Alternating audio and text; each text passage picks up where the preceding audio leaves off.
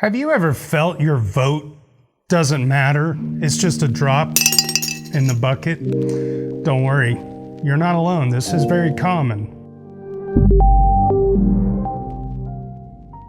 Hello all, JT here, and today we are diving into quadratic voting and how it can transform the way we make decisions and vote on proposals, politics, and even presidents. But first, let's dive into how some of the current voting systems work. One of the traditional ways of voting for political elections, for instance, is one person, one vote. Each person goes to the poll, chooses the option or the candidate they want, and casts their single vote. In a lot of ways, this system of voting is simple and fair, but as the pool of voters gets larger and larger, it can quickly become discouraging. I mean, I don't like this option. I'd much rather vote for one of the other two. Whatever, it probably won't make a difference. I guess I'll just go with this one. How about another way of voting? Rather than one vote per person, let's give each person a few credits to vote with. Let's say 3 votes. Ooh, this time I can have 3 votes. I think I'll cast them here. 2 in this one and 1 in the other. And now the community puts in their votes. Oh, let's not forget about the local whale. The whale, in this situation, could be akin to a person with tons of influence and/or money over other voting credit holders. This could be like a political action committee with tons of followers, or in the case of companies or DAOs, it could be like venture capitalists who are granted extra voting power when it comes time to make decisions. Oh, look, here comes the rest of the whale's followers now. Well, in this situation, I don't know that my vote really had much say in there either. I mean, look at that. So, how does quadratic voting come in? Well, it's designed to address some of the shortcomings of traditional voting, and it does this by giving individuals more freedom to express their preferences with a more accurate representation of collective decision making. This is super handy, for instance, in an election environment with a dozen candidates, or even a dozen proposals. Instead of having a single vote, let's start each person with 100 voting credits, represented by these fuzzy balls. Aren't they so cute? Now, they can be redeemed as votes represented by the tokens, or the poker chips here, toward any of the options or proposals. But here's the math. Say it with me, square root. Say it again, square root.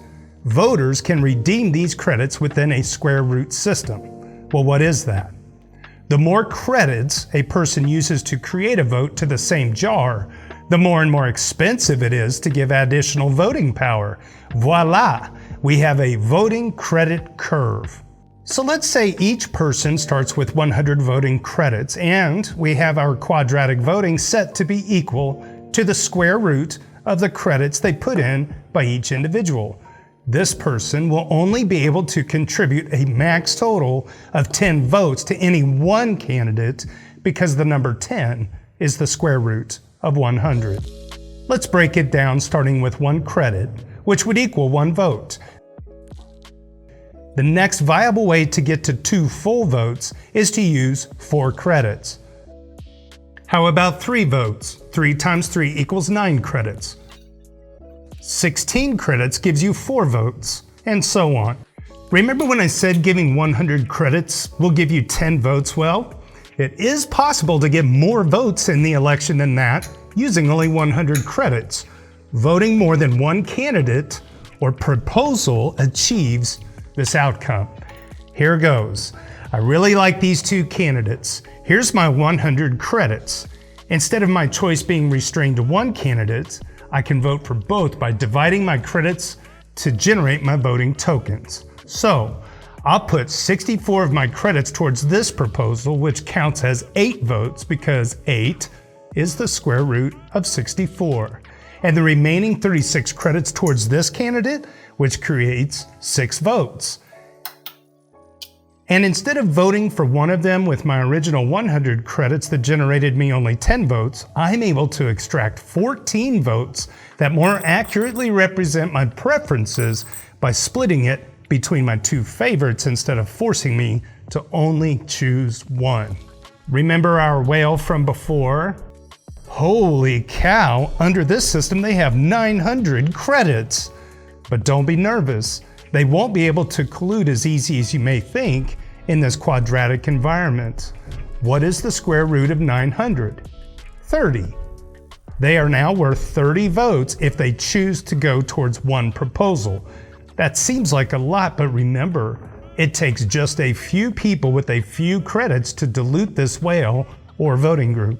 And so it goes. If I and most of the community members hold 36 credits, the square root nets us 6 votes each towards one proposal, meaning it would only take a group of 5 of us to counter one of the whales, even though we have less token influence individually.